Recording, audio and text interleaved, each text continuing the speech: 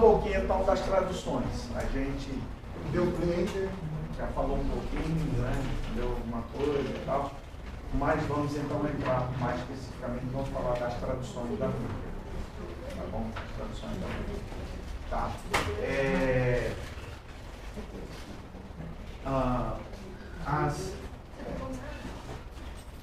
Eu não sei se eu fiz essa pergunta a vocês, mas acho que eu fiz.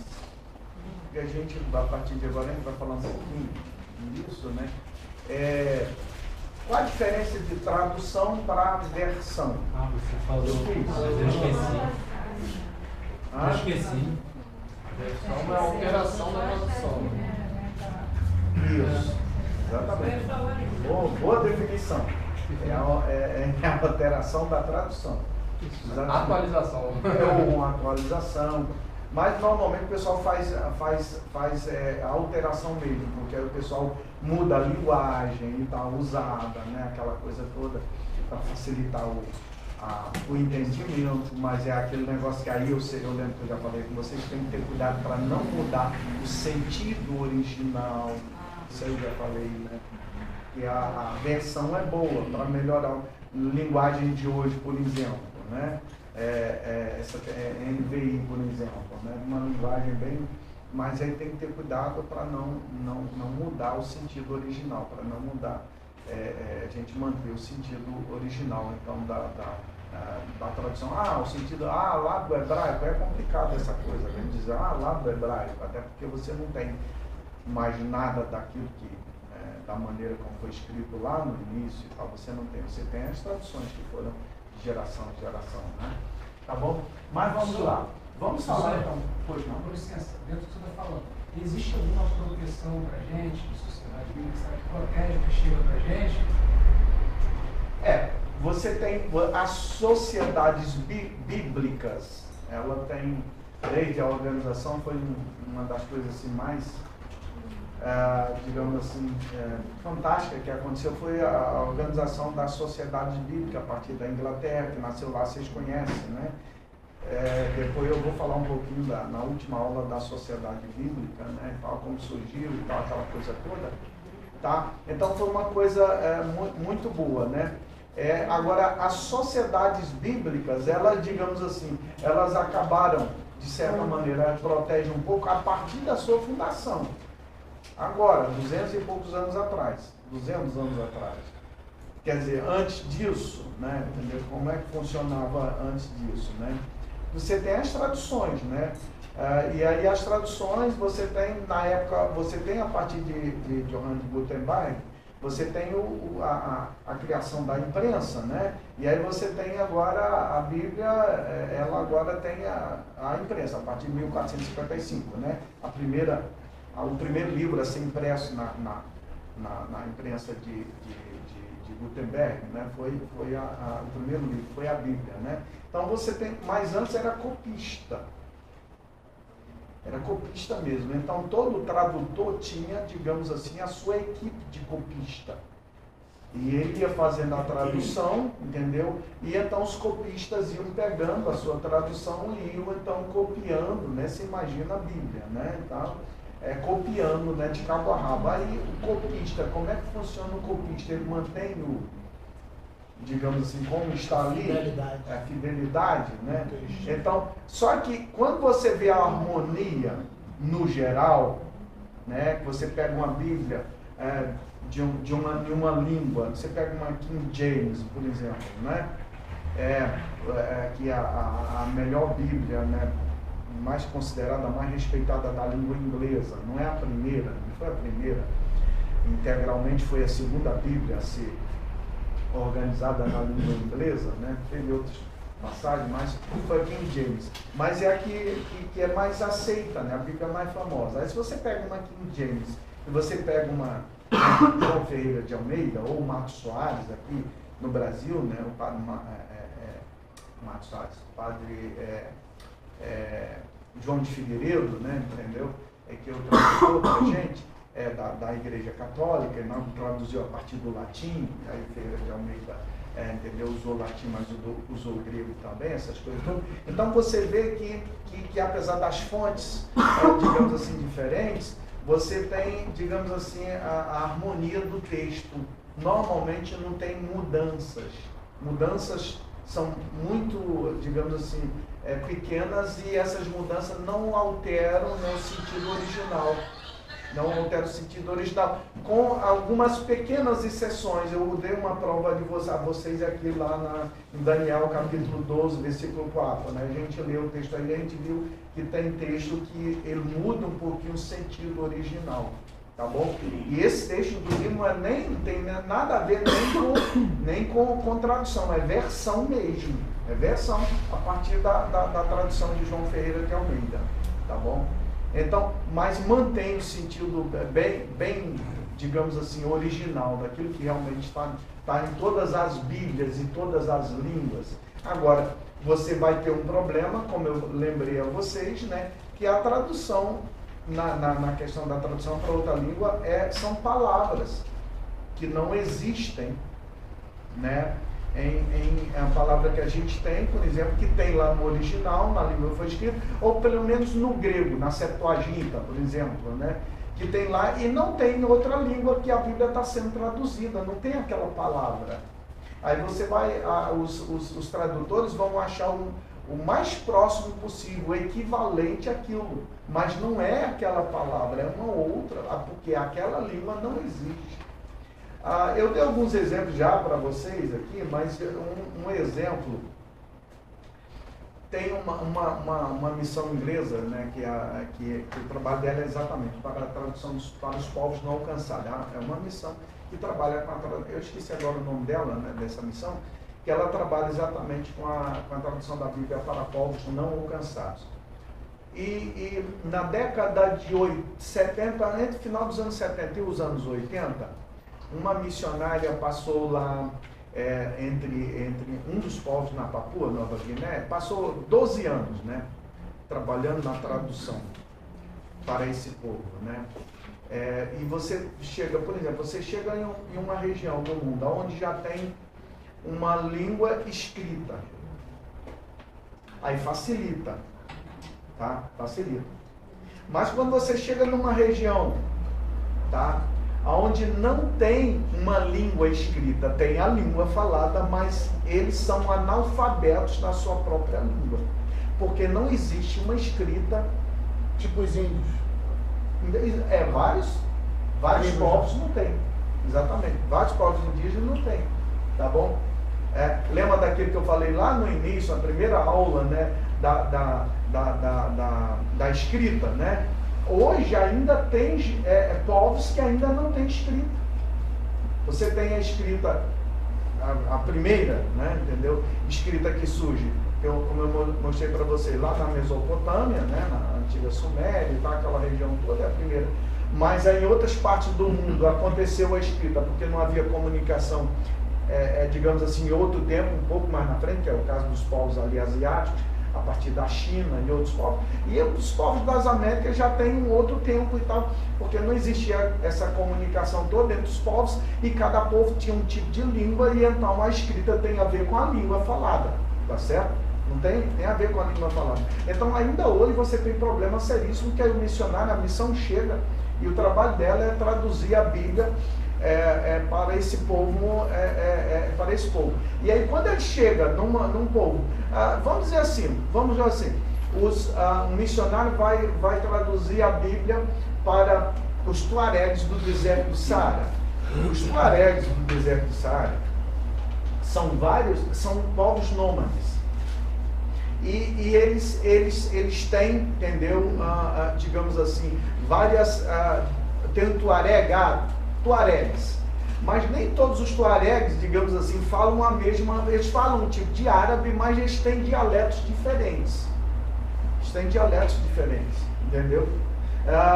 E aí, entendeu, o missionário, ele vai chegar lá, aquela missão vai chegar, vai traduzir, aí digamos que aquele grupo de tuareg ainda não tem uma escrita dentro do dialeto deles. Esse missionário, essa missão que chega, vai ter que aprender a falar a língua deles. Depois que se aprende a falar a língua deles, ele vai, digamos assim, criar com base nos sons emitidos por eles, e com base no alfabeto, digamos assim, que tu conhece, digamos, um brasileiro. Então, com base nos sons dele e com base no teu alfabeto, aí você vai criar, digamos assim, um alfabeto para ele, um alfabeto para eles, e vai formar frases e vai se alfabetizar na própria língua deles. Alfabetizar ele.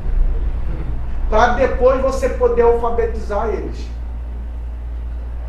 Só então, durante esse período, quando você se auto-alfabetiza na própria língua deles e tal, e aí você vai começar a alfabetizá-los, você vai começar então a fazer a tradução da Bíblia, para quando, digamos, esse trabalho dura até 18 anos, dependendo do tamanho da equipe. Agora, 3 meses atrás, numa região do Marrocos, a Sociedade Bíblica espanhola foi atacada, né? Uma unidade da Sociedade Bíblica Espanhola lá no Marrocos, que ela estava traduzindo vários projetos de tradução da Bíblia, né? Para vários povos, para várias etnias africanas, né? Na África você tem um povo tribal que é muito conhecido, os Maasai. Já viram falar nos Maasai. E os Maasais têm basicamente em quase toda a África. Eles são muito fortes na Tanzânia. Mas os Maasais da Tanzânia não falam da mesma maneira que os Maasai, por exemplo, lá do Congo. E os Maasai lá, entendeu? Do Zimbábue, entendeu? Então, cada tradução tem que se, digamos assim, ser a tradução para aquele povo, para aquela etnia. Então essa equipe vai aprender a língua daquele povo, depois de aprender vai criar um alfabeto, formar frases e se auto-alfabetizar. Depois então é que ele vai começar a alfabetizar aquela etnia e ele vai começar então a traduzir a Bíblia. Isso dura até, como eu falei, até 18 anos. Se chega em um povo onde já tem uma língua, aí, ou a língua todo mundo tem uma escrita, então já facilita grandemente. Ele vai aprender aquela língua ali e tal, entendeu? Vai facilitar. Agora, essa é a grande dificuldade. E aí tem um povo na Papua Nova Guiné, essa missão inglesa, né? Um dos trabalhos dele, e ela, todo final de ano, essa missionária americana, todo final de ano ela passava o final de ano com a sua família na América, né? Passar o final de ano com a sua família na América. E ela estava traduzindo, foi um caso desse, né? Primeiro aprendeu a língua, depois criou o alfabeto, formou frases, se auto-alfabetizou, enfrentou uma dificuldade enorme para alfabetizar aquela tribo, porque eles não queriam, os mais velhos não deixavam, porque eles diziam que eles sempre viveram daquela maneira, não precisavam. Ela criou uma estratégia, a base da missão ficava em Nairobi, no Quênia, a capital do Quênia, Nairobi, né? Na parte da África que fica perto da região da Asiática, né? Então ela foi lá em Nairobi, no Quênia, alugou um monomotor, um aviãozinho daqueles, né? Entendeu? E ela, digamos, mandou imprimir milhares de folhetos, né? Na língua daquele povo. Aí o aviãozinho passou por cima da etnia, da tribo, e jogou os folhetos lá. E aí caiu na água, e caiu, entendeu? E o povo iam na água, nas canoas, pegavam aqueles papéis, e foram pelas árvores e pegavam os papéis, porque aquele avião passou jogando. Isso foi o Espírito Santo que deu estratégia a ela, lógico, né? Porque os chefes não queriam deixar ela alfabetizada, porque disse que não precisava. Aí todo mundo queria saber o que está escrito aqui. E aí, entendeu? Ela falou, tá bom, eu ensino para vocês o que está escrito. Mas vocês precisam pedir autorização dos chefes, dos líderes da tribo. Aí eles pediram autorização e ela foi ensinar na própria língua deles, que estava escrito sobre o projeto de salvação de Deus para a humanidade através de Jesus Cristo. Esse era o folheto. Aí é quando eles cederam, entendeu? A questão, e ela começou a tradução da Bíblia. E aí, todo final de ano ela ia para a América, e tinha ela na época da tradução teve várias palavras, eu não vou falar aqui que é muita coisa, mas várias palavras que tinham dificuldade enorme. E uma das palavras era perdão. perdão. E ela não sabia, ela tentava dizer para eles o que era perdão, mas também com dificuldade na própria língua, né, aquela coisa toda e tal. E eles não entendiam o que ela queria dizer sobre o que era perdão. E aí, ela, todo final de ano ela ia passar. E aí, nesse não teve final de ano, sei lá porque cargas d'água, ela não foi. E ela ficou na tribo. E a tribo já tinha Jesus, a maior parte já confessava Jesus e tal. E tinha já um líder local, entendeu? Ela ia e ficava e tal. E aí ela então, no final de ano, aí no final, ela teve numa reunião, um culto de passagem de ano e tal, aquela coisa toda, né? Então, aí ela foi, eles foram, fizeram uma coisa e todo mundo se abraçou assim, botou a mão no ombro dos outros. Todo mundo fez uma roda grande, em volta inclusive da palhoça, que era o lugar de reuniões da igreja, né, da tribo, né, e todo mundo com a mão, entendeu, no ombro do irmão. Tinha que ser, não era a mão dada, tinha que ser a mão no ombro do irmão. E foram agradecer a Deus, entendeu, e aí pedir a Deus, assim como nós estamos com a mão no ombro do nosso irmão, então que tu bote a tua mão também no nosso ombro. E aí tá bom, acabou a reunião e tal. E ela, o que é isso? Deus bota a mão no nosso ombro, vocês mão no ombro. É porque assim a gente esquece as coisas passadas. Quando a gente bota a mão no ombro do nosso irmão, nós esquecemos o que passou, as brigas, entendeu? As intrigas, nós esquecemos, deixamos para trás. Então, na tradução da Bíblia para eles, perdão é uma frase. Colocar a mão no ombro do irmão. Jesus, coloca a tua mão no meu ombro, Jesus. Aí você vai ter esse problema de tradução, mas o sentido permanece. Isso é que é importante, o sentido permanece. Tá bom? Mas vamos lá. Deu para você? Tá bom? Vamos lá.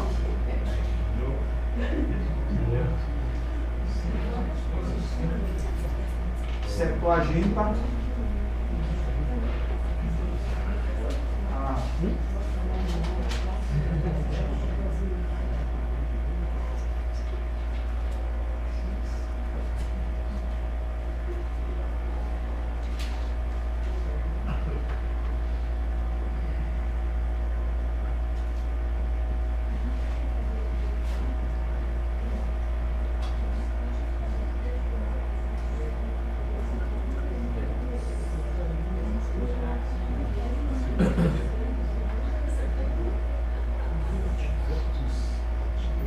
Esse aqui é Vertus mesmo, tá, gente? É Vertus.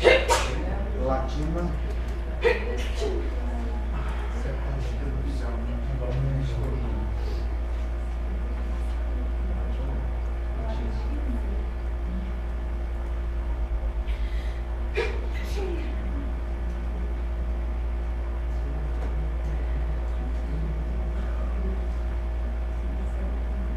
Bom,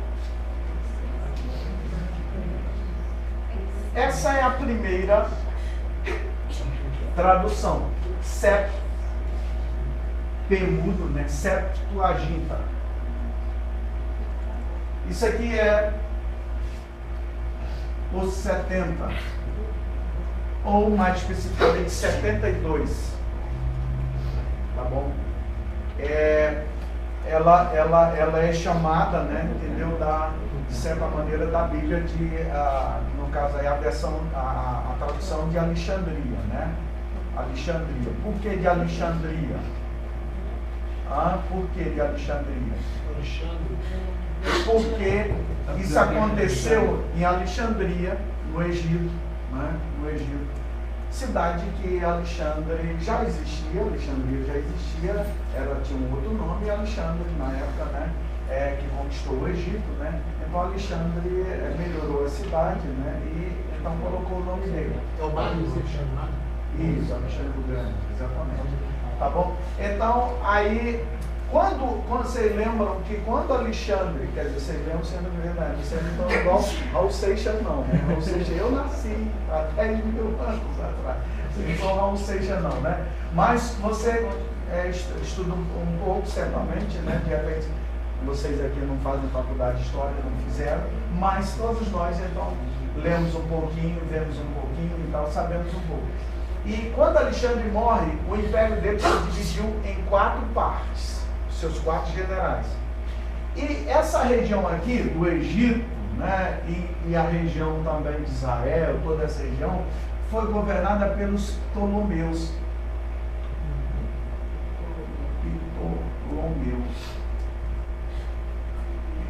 O filho do general, que era da família dos Ptolomeus, da etnia dos Ptolomeus, que era um dos generais de Alexandre, nessa época era quem governava.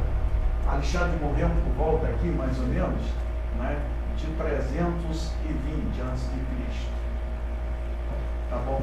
Isso aqui aconteceu, Septuaginta, mais ou menos a partir de 285 a.C.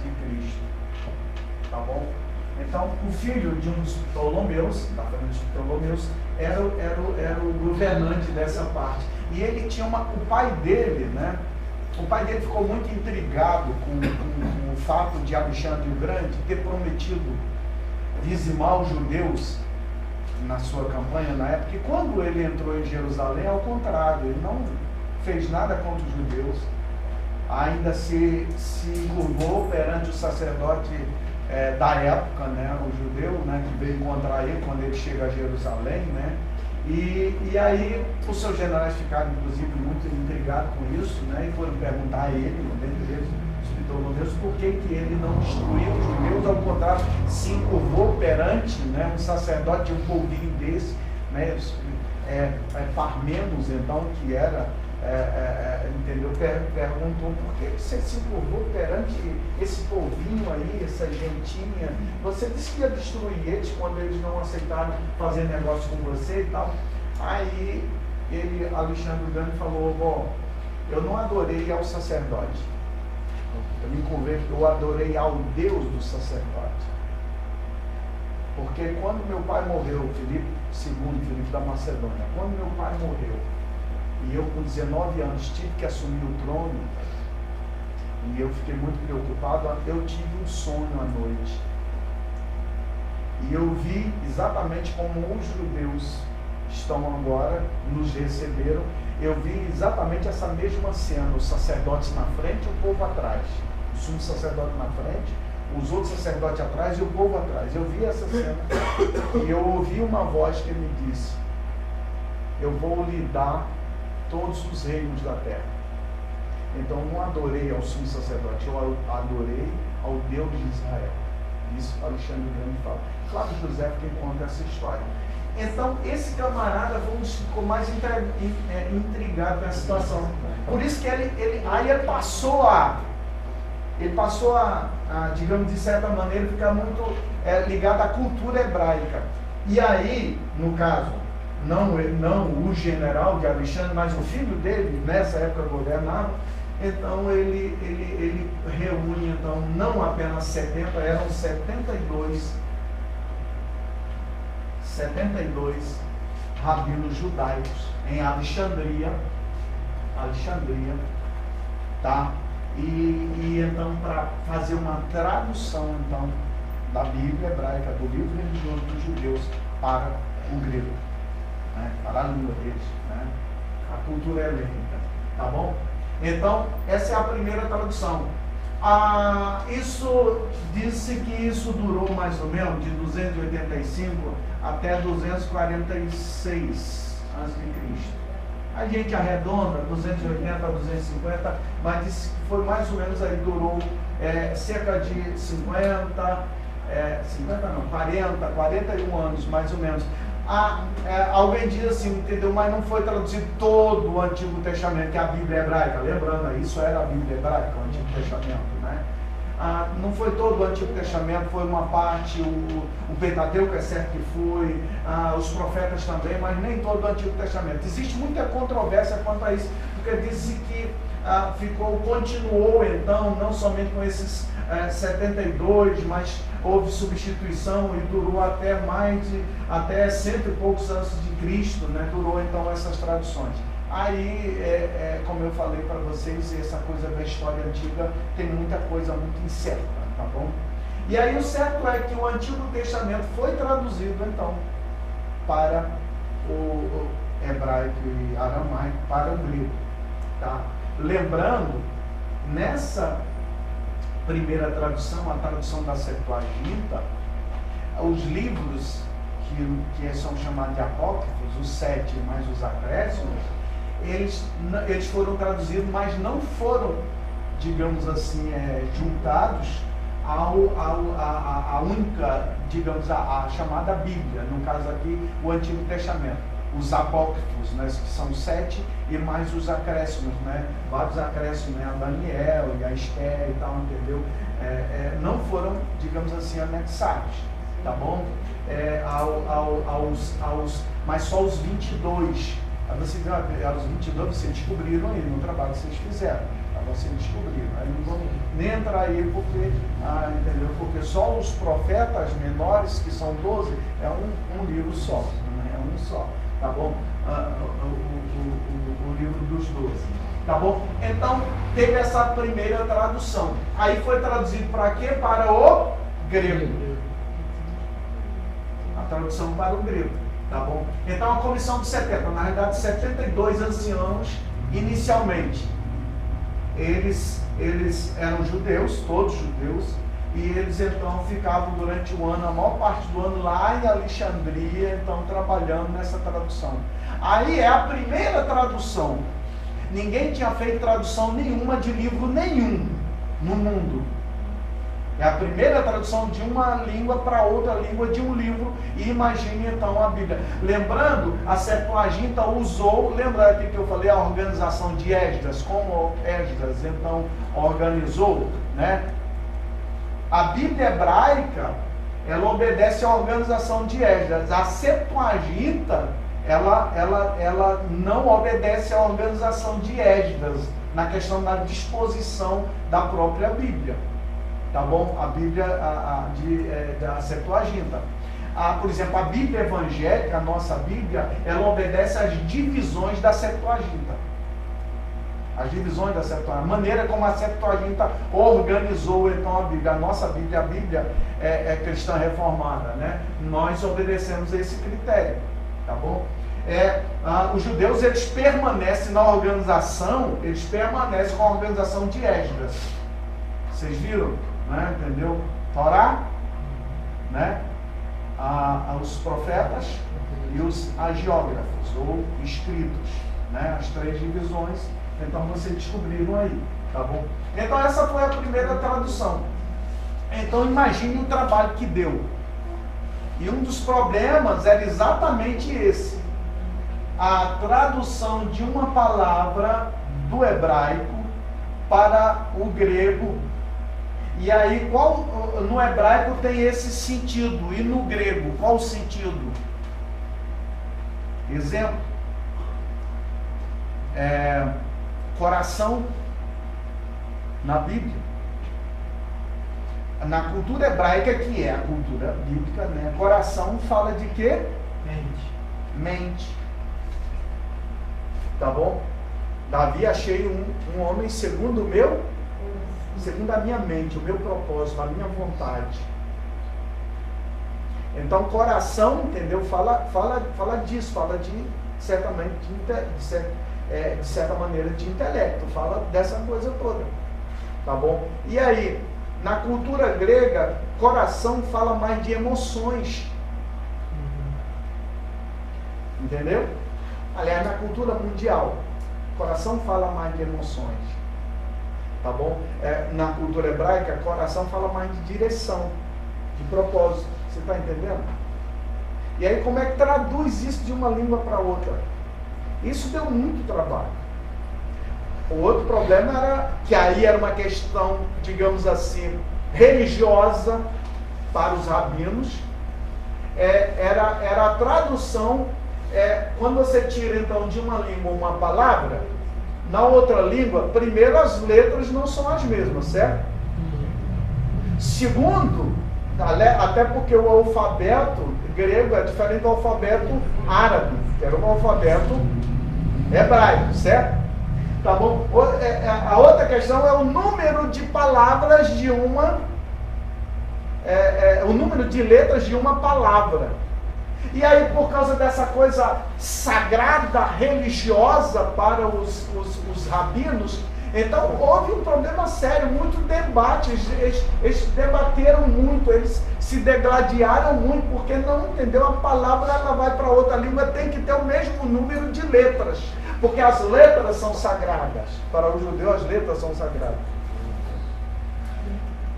Olha só que problema. Não vai ter conselho, não vai achar nunca. UFC. Vai virar o UFC. Não vai achar nunca. Então, por isso demorou tanto tempo a primeira tradução.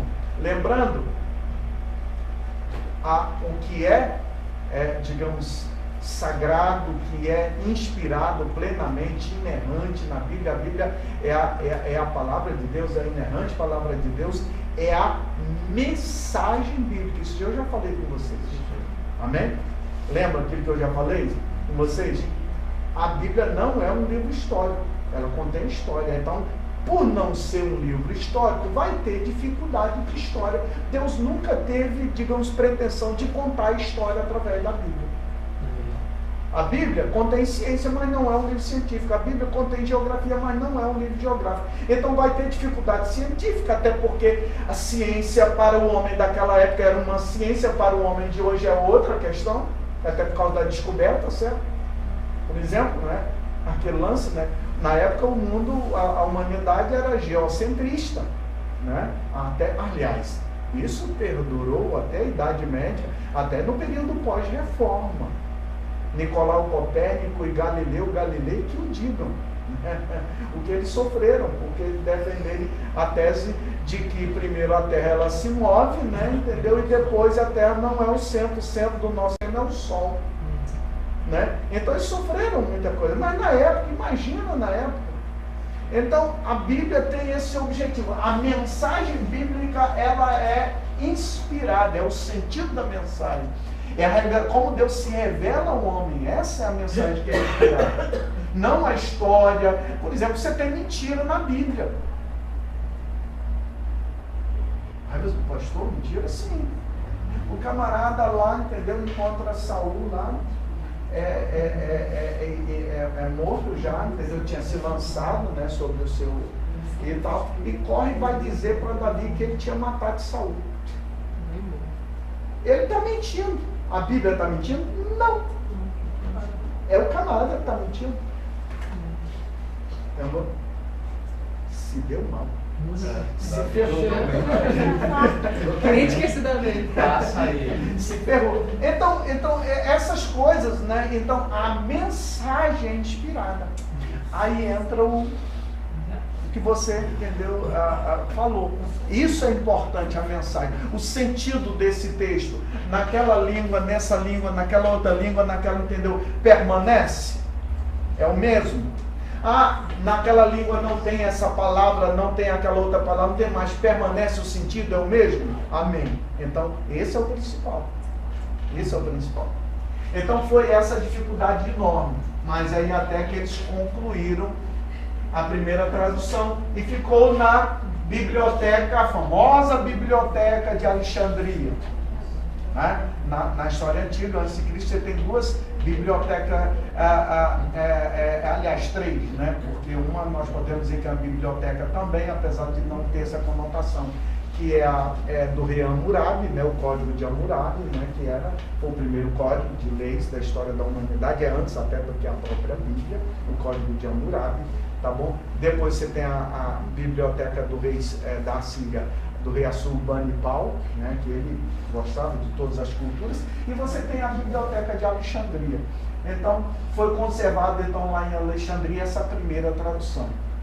Foi a base para todas as outras traduções. Foi a base. Aí depois dessa, você tem a Vetus Latina. Isso quer dizer latim antigo. Tá bom? Por quê? O que aconteceu? Isso já foi no primeiro século, primeiro para segundo século da era cristã. O que aconteceu? Aqui, a Vetus Latino já final do primeiro século, início do segundo século, aqui você já tinha até as epístolas dos apóstolos. Mas aí, nessa tradução aqui, teve muita coisa, outros livros, né, que não são do nosso, digamos, na nossa Bíblia e tal. Inclusive foi traduzido também os apócrifos também, aqui, aquela coisa toda. Aí já não se usou o hebraico. Já se usou o quê? O grego, a Septuaginta. Então o hebraico foi traduzido para o grego, tá? E aí agora o grego já dá, tá bom? E você não tem digamos, um autor, né, um tradutor que leve o nome. Foram várias pessoas que organizaram. Por quê? Você tinha, a igreja usava, digamos assim, as cópias da Septuaginta. Por exemplo, na época da igreja primitiva, como é que se começou a desenvolver a pregação na igreja primitiva? As chamadas homílias, ou como dizem os católicos, a homilia, né? Pegava-se rolos do Antigo Testamento, fazia-se a leitura, rolos que tinham a ver, livros, né? Que tinham a ver com Jesus, que apontavam para Jesus, profecias sobre Cristo, né? Isaías, porque um menino nasceu, um filho se nos deu, e o seu nome será maravilhoso, conselheiro, Deus forte, Pai da eternidade e príncipe da paz. Então pegava-se aquela passagem e tal, e aí lia-se aquela passagem e então ia explicar, mostrando que o que Cristo fez demonstrava que ele é o Messias prometido das profecias do Antigo Testamento, entendeu? E aí, de onde eles pegavam? Eles pegavam essas versões. Mas você tem um problema aqui. O grego é a grande língua. Inclusive, quando Jesus vem, tá? Os judeus, eles falavam muito o aramaico, que na realidade não era o aramaico puro, falado lá em Babilônia, né? Era um misto de aramaico e hebraico. Era uma mistureba, né? Tá bom? Daí, se você vê o hebraico de hoje para o hebraico antigo, tem muita diferença, exatamente, porque houve essas misturas. Aí, eles falavam, entendeu, o aramaico, mas eles entendiam muito do grego também, porque era a língua oficial falada no Império Romano, é como se fosse o inglês hoje. Só que nesse tempo, está começando a surgir uma língua nova. Qual é essa língua? O latim. Essa língua, o latim, tem influência de várias línguas, inclusive do grego, mas não é só do grego, tá bom? Ela tem influência de várias línguas, vários dialetos falados naquela região. Então, parte da igreja no final do primeiro século e início do segundo século, ela já não, digamos, já tinha algumas dificuldades, dependendo de onde essa igreja estava, ela tinha dificuldade de ler, por exemplo, do grego. Aí precisava de uma versão para o latim, tá bom? E aí usou-se esse nome, Vertus Latina, latim antigo, né? Ou seja, latim histórico, tradicional, apesar de que não era tão tradicional, porque o latim ele foi se formando. Lembrando, o latim passou a ser, mais tarde, então, a língua oficial do Império Romano. O Império Romano, ele tem exatamente o imperador, por exemplo, o primeiro imperador romano, não oficialmente, Júlio César, certo? Tá bom? 60 mais ou menos antes de Cristo, né? Por aí mais ou menos, ele começa, 60 e poucos, ele começa a governar, tá bom? E então era o grego a língua principal, mas aí o latim, então ele começa, né? Que era a língua falada principalmente na Itália, na região da Itália e adjacências, era a língua falada ali, por os povos ali, e aí o povo romano era, entendeu? Os detentores, né, digamos, dessa língua. Então, aos poucos, então, houve uma mudança. E aí a igreja precisava de cópias da Bíblia, tá bom? Lembrando, nesse período, o cânon bíblico ainda não havia se formado integralmente, tá bom? Então você ainda tinha várias cartas, então as cartas eram separadas ainda, né? No Novo Testamento, os evangelhos eram enviados separados e tal, aquela coisa toda. Você tem várias cartas, você tem, entendeu? De servo de Deus mesmo, digamos, coisas ruins não, mas servos de Deus que enviavam para as igrejas, eles liam e tal. E aí, digamos, principalmente aí o caso do Antigo Testamento e as cartas, né, os evangelhos e as cartas, né, que foram escritas pelos apóstolos, né, precisavam agora de uma nova roupagem, de uma nova língua para a igreja entender melhor. Imagina, por exemplo, dá um exemplo básico meu. Eu pertencia a uma denominação chamada Igreja de Deus. Né? Você pertence à Igreja de Deus? Todos nós pertencemos. Né? Mas é o nome da denominação. Igreja de Deus, aí em cada parte do mundo que ela está é chamada de Igreja de Deus. Né? Aqui é chamada no Brasil. Ela é muito antiga, fundada em 1886, na América, na Carolina do Norte. A sede mundial é no Tennessee, no Tennessee. E a Igreja de Deus, ela tem uma regrinha, que os pastores, tá bom, aqui do Brasil, toda a América, né, e aqui do Brasil, no caso falam português, eles precisam aprender a falar espanhol. Então, seminário na Igreja de Deus, você faz a matéria de teologia e você faz espanhol também. Tá? Você tem que ter espanhol.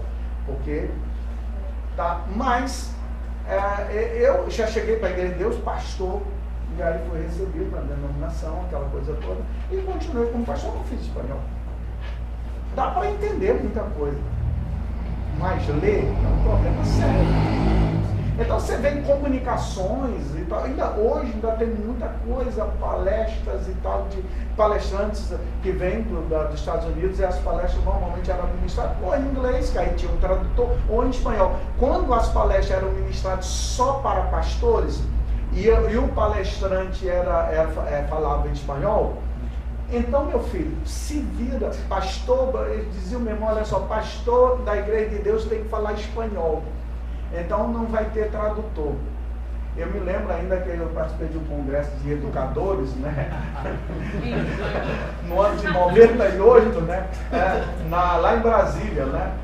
Pertinho ali, no torno de Brasília, Louisiana, na realidade, né? Tá bom? E o acampamento, e veio, ainda lembro mais um camarada, que é uma autoridade na área de educação lá nos Estados Unidos, que é um mexicano, chamado Dr. Fidêncio Burguenho. O camarada ministrou 6 palestras para a gente, cada palestra de 1h30. 6 palestras de 1h30. Tudo em espanhol. E eu ficava pescando. E aí você ia para a palestra escrita em espanhol também. E aí, como é que você faz? E eu ficava tentando entender. Aí eu entendi a maioria das coisas, já estava acostumado, você vai entendendo. Falar é outra coisa, mas entender. Entendeu? Você vai entendendo. Aí o camarada começa a falar, porque lá igreja de Deus, entendeu? Nos Estados Unidos, porque desenvolvimento da igreja de Deus nos Estados Unidos da América, porque o desenvolvimento, então desenvolvimento, que praga é essa, desenvolvimento? Aí eu virei para o camarada que estava do meu lado lá, e falei, isso depois eu acho que de tanto tempo, eu só ouvindo aquela palavra desenvolvimento, que ele estava falando de desenvolvimento.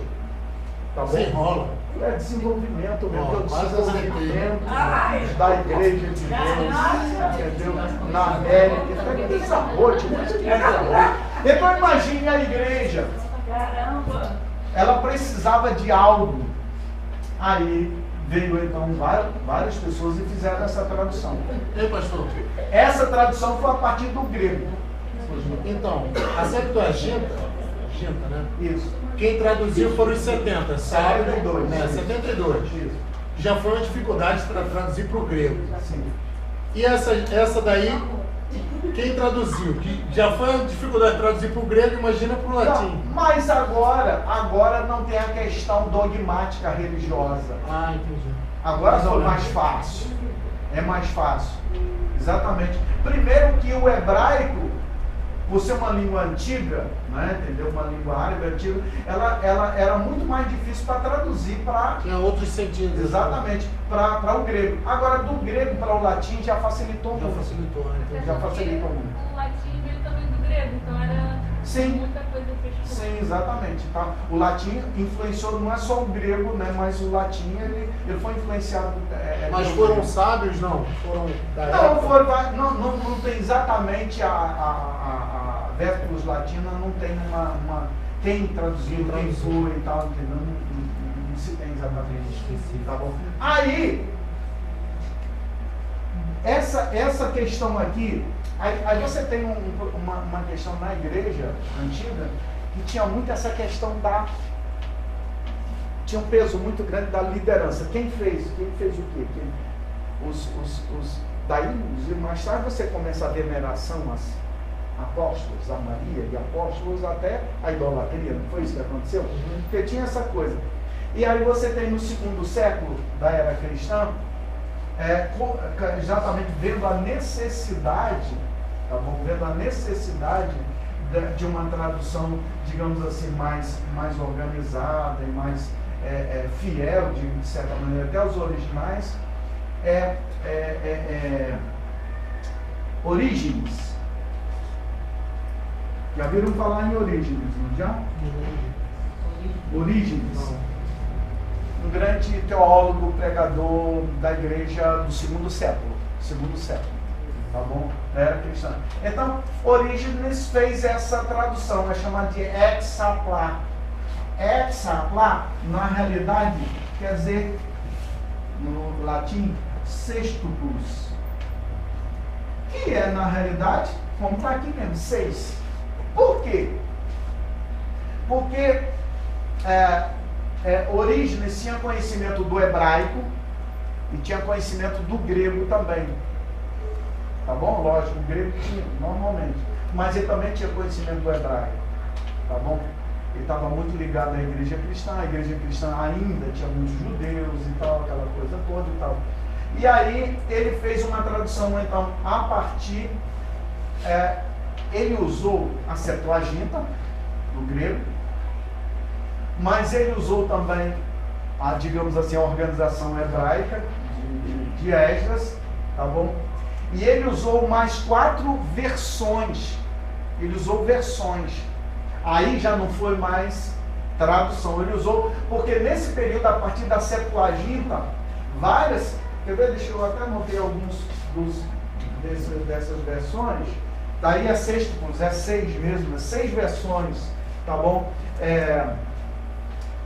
Um deles, por exemplo, Áquila tinha feito uma versão, aí já não é mais tradução, O Gustavo falou uma koiné, grego koiné. Sim, não, o grego koiné era o grego clássico.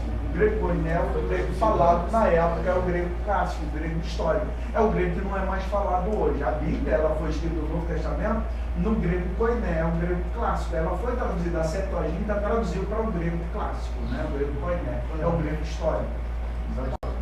Diga. Você falou que o Orígenes, ele utilizou a Septuaginta, mais 4 versões ou mais 6?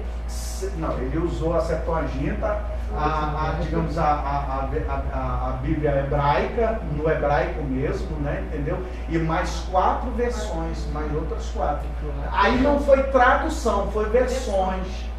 Por exemplo, esse camarada aqui, Áquila, fez uma versão Símaco.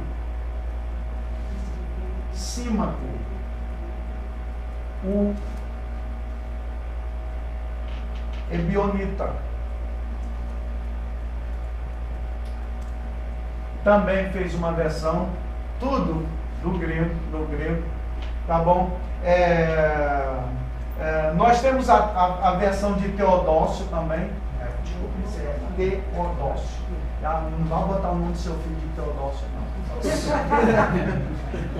Tá bom? De Teodócio, tá bom? E aí tinha a Septuaginta, a própria Bíblia hebraica, né? Entendeu?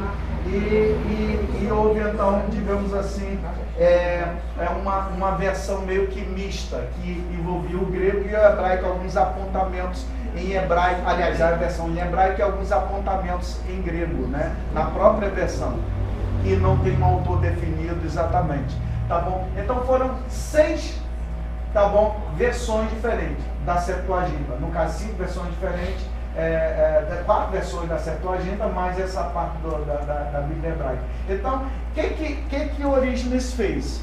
Ele botou a Septuaginta aqui, a cópia da Septuaginta, lembrando, cópias, né? Tá bom? Aí ele botou a cópia dos judeus, organizado por essas que era já a cópia da cópia que os outros iam fazer nas cópias. Aí ele botou essas outras versões e ele passou a fazer a sua própria, digamos assim, tradução para o latim.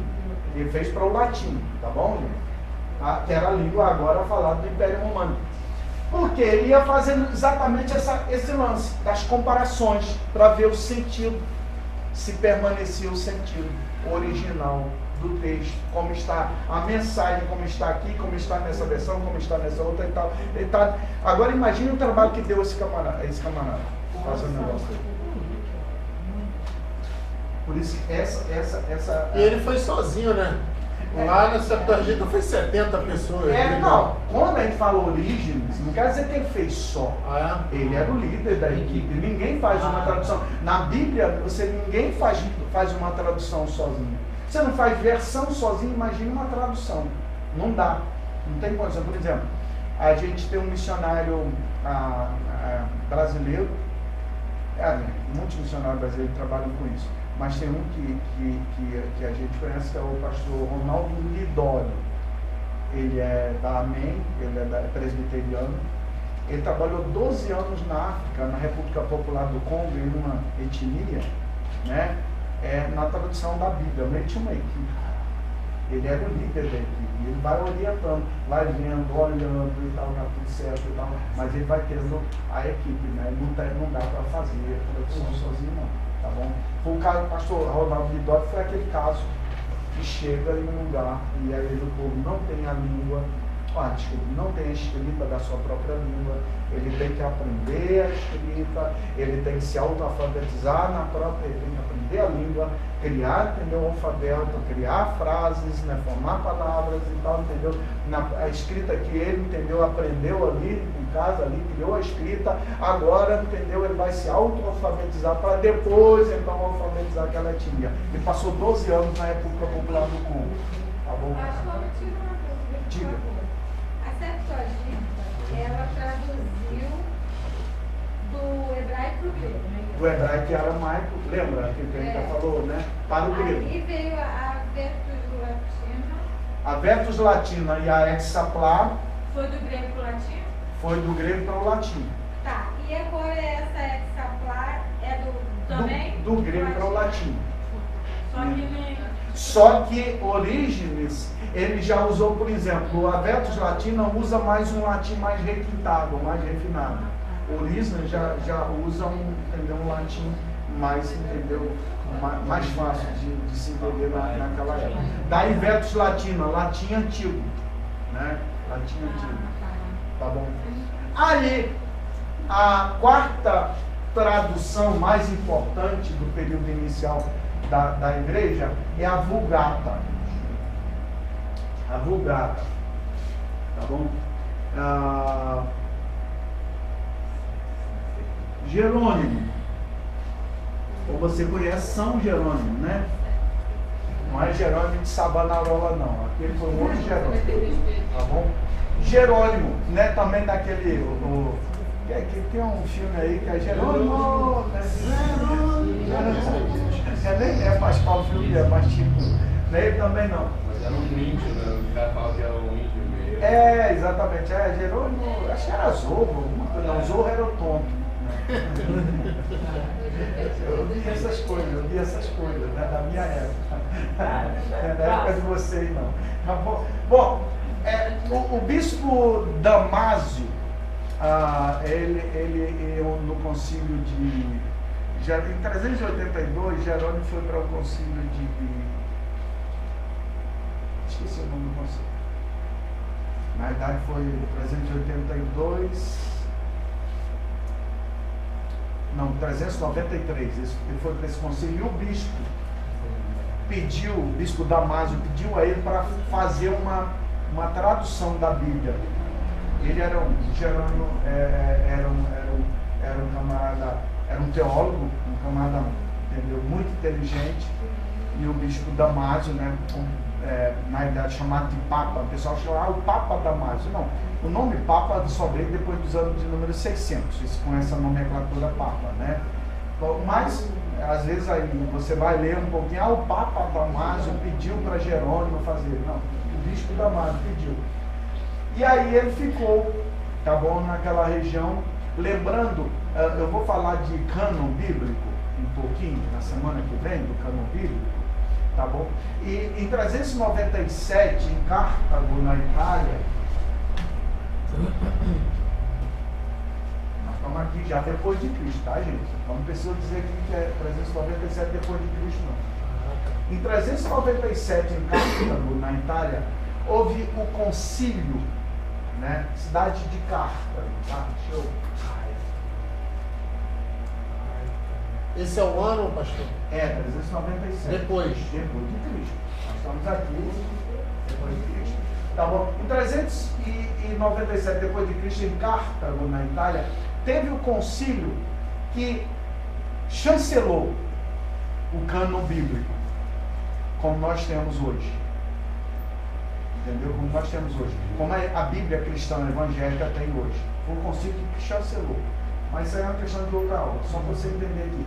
Aí Jerônimo, nesse período, ele estava lá desde 393, se eu não me engano, 393, se não me falha a memória, e ele então foi o bispo Damásio, pediu para ele então organizar uma tradução, então, digamos, da Bíblia do grego, que ele confiava muito nele, e aí ele tinha sido muito por causa dessas duas traduções, tinha muito questionamento por grande parte da igreja de alguns textos, alguma coisa e tal, e foi pedido a Jerônimo então que fizesse então essa tradução. Aí Jerônimo então pegou a partir da Septuaginta, mas também pegou parte do hebraico também e fez então a tradução que é chamada de Vulgata. Mais tarde a igreja oficial, que veio ser conhecida depois como Igreja Católica, né? Tá bom? Ela transformou em dogmática essa questão. A Bíblia oficial era a Vulgata. A Igreja Católica só podia usar a Vulgata. Por que Vulgata? Essa palavra Vulgata é mais ou menos aqui mesmo. Vulgar não no sentido pejorativo, mas vulgar no sentido de popular, daquilo que é do povo. Entendeu? Daquilo que é do povo. Então foi a melhor tradução, digamos assim, daquilo. Por exemplo, a nossa Bíblia, a Bíblia de João Ferreira de Almeida, ele usou o grego também, né? Mas ele usou, entendeu, muito da Vulgata, né? Entendeu? Latina, tá bom? E aí Jerônimo fez essa tradução a partir do final do quarto século para o início do quinto século, né? A partir de 397, 98, aí, até mais ou menos 415.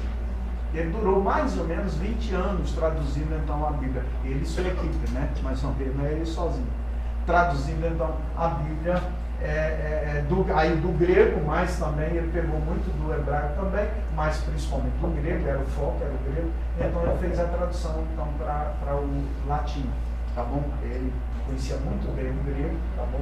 O grego ou o hebraico?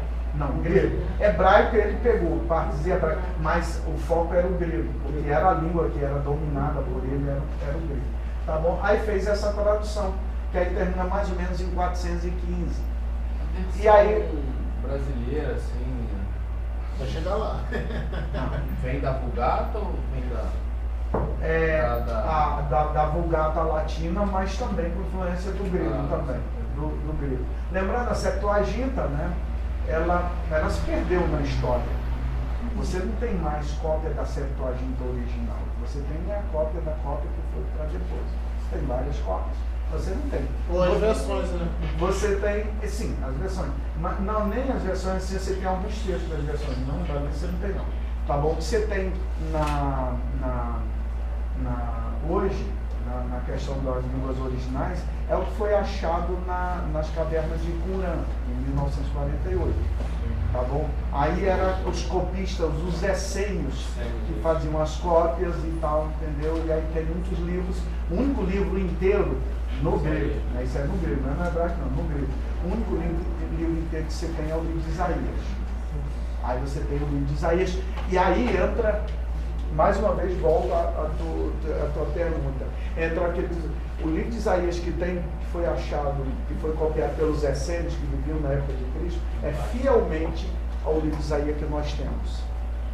Lembrando que capítulos, versículos, tópicos de leitura, isso foi organizado. Isso não tem nada a ver. Tá bom? Os manuscritos aí foram achados agora em 1948, na região ali do Mar Vermelho. Tá bom, gente? Então, essas foram as primeiras. Aí, a partir daqui, com a Vulgata Latina, você parou com essas traduções, digamos assim, como a Vertus Latina e a Hexapar. Porque você tem agora basicamente só as cópias, mas você tinha uma original, que é a grega, e você tem agora a do latim. As duas línguas principais faladas no mundo. Você vai, por exemplo, para o latim ele começa a dar origem a várias outras línguas. Né? O grego dá origem a outras línguas e o latim dá origem a outras. Como, por exemplo, o latim deu origem ao francês, ao espanhol, ao nosso português. Tá bom? Então o latim passa a dar origem a essas línguas. E agora você tem, então, é o período principal das primeiras traduções. Então imagina, essa tradução, vamos arredondar os anos? Então vamos dizer aqui que foi 250 anos de Cristo. A primeira, arredondando. A Vulgata, vamos lá, 400, vamos arredondar para melhorar. 420 depois de Cristo. 250 mais 420? 600 e? Nossa. A gente, quando fala assim, a gente imagina que Nossa. é tudo rapidinho as coisas. Não tem ideia, É igual a escritura da Bíblia, lembra que a gente falou? A escritura da Bíblia? 1.600 anos quase. E vocês vão estudar a Bíblia como é inspirada a palavra de Deus a partir do módulo do mês que vem, né? O pastor Júnior vai voltar com vocês na Bíblia como é inspirada a palavra de Deus. Eu estou tratando a Bíblia como livro, a história dela, a formação dela. Mas vocês vão ver essa questão da unidade da Bíblia, entendeu? E mostra exatamente uma mente maior, guiando não somente os escritores, mas certamente os próprios tradutores, a manter, entendeu? O mais fiel, originalmente. Nenhum livro da história da humanidade, nenhum livro. Se você pegar hoje os 40 autores diferentes e diz assim para eles, vocês vão falar sobre Deus, sem se comunicar uns com os outros. Bota um aqui, naquele país, bota outro, bota outro. Você já imaginou o que vai sair? Pode estar até o mesmo Deus, vamos falar sobre Deus. Vai sair uma miscelânea, uma mistão, nem sei o que vai sair. Então isso mostra exatamente a mente maior, então conduzindo os escritores, conduzindo a história. Deus está presente na história, Deus está conduzindo a história. Né? E na Bíblia de hoje. E na Bíblia de hoje. Sim, sim. E a Bíblia é a palavra de Deus que é inspirada, que é revelada para nós. Deus se revela ao homem através da Bíblia. Essa é a revelação. Bíblia é um livro de revelação. Amém? Amém. Alguma pergunta? Amém? Amém. Podemos encerrar? Amém. Na próxima aula, na próxima semana, a gente vai falar do cânon bíblico. Como aconteceu? O cânon do Antigo e do Novo Testamento. Como é que aconteceu? Veja que Jesus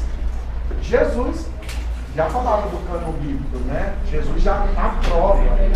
Errai em não conhecer o que? As Escrituras. São elas que de mim testificam. Ora, quais as Escrituras? No Novo Testamento? Não tinha, né? A história estava acontecendo para depois ser escrita no Novo Testamento. É o Antigo Testamento. Então Jesus aprova o Antigo Testamento também. Tá bom? Então Deus abençoe vocês. Tenham um restante de semana abençoado.